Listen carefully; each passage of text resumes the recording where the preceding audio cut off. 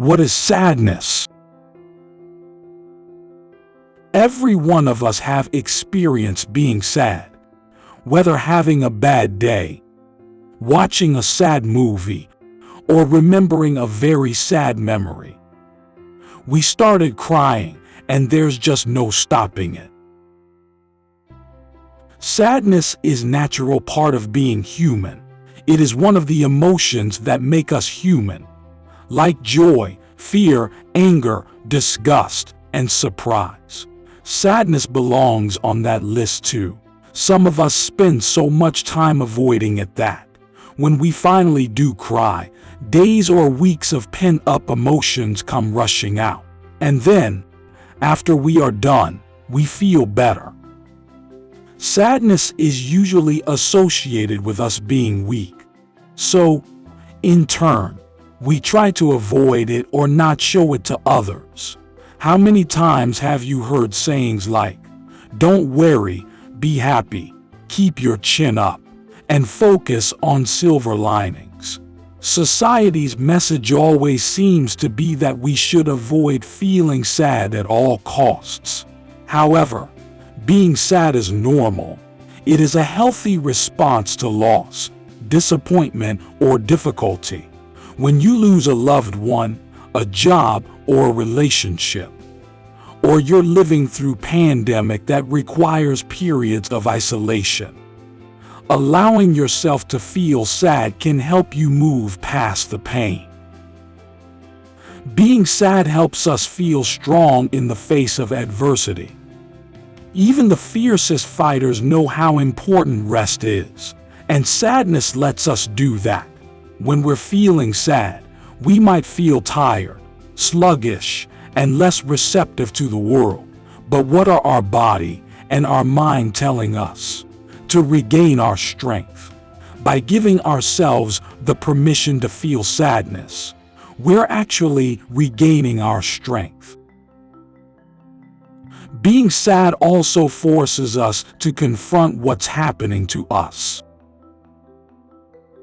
When we are sad, we look inward to identify what's bothering, hurting, or angering us. When we know what's hurting us, we can start healing. Lastly, being sad teaches us to adapt.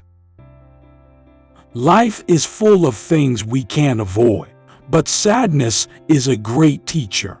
What's making you sad now might not be so hard later because we've learned to adapt and be resilient. But how do we cope up with sadness in a healthy way? Unhealthy coping mechanisms such as substance abuse, inactivity, and isolation will not help you cope with sadness. The key to healthy sadness is finding a way to express the emotion. It's important to let your feelings out, to vent to a friend or a family member.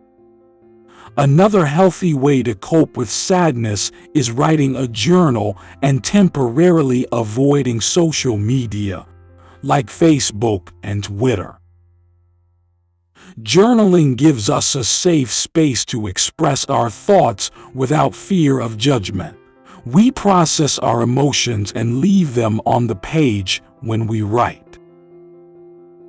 Also, spending too much time on our phones or the internet is associated with higher levels of depression and loneliness.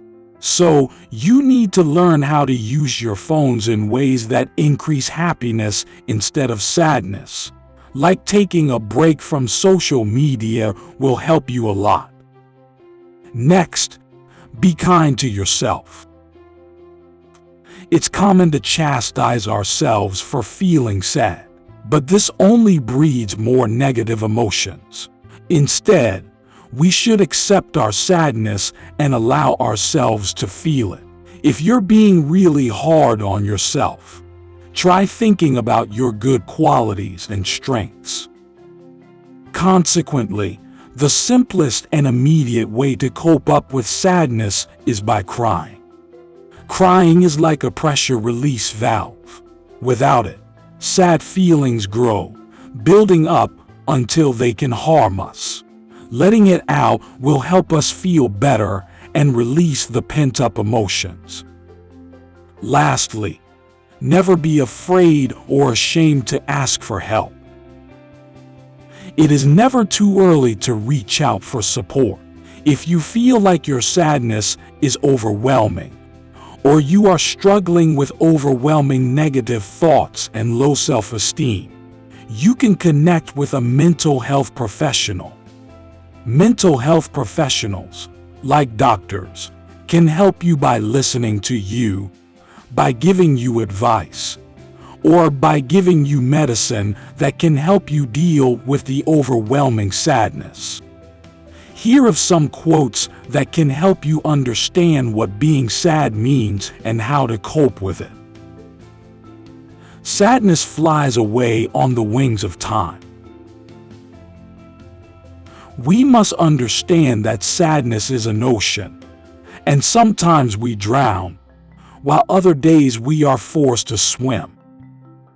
There are moments when I wish I could roll back the clock and take all the sadness away, but I have the feeling that if I did, the joy would be gone as well. Experiencing sadness and anger can make you feel more creative. And by being creative, you can get beyond your pain or negativity. Some days are just bad days, that's all. You have to experience sadness to know happiness.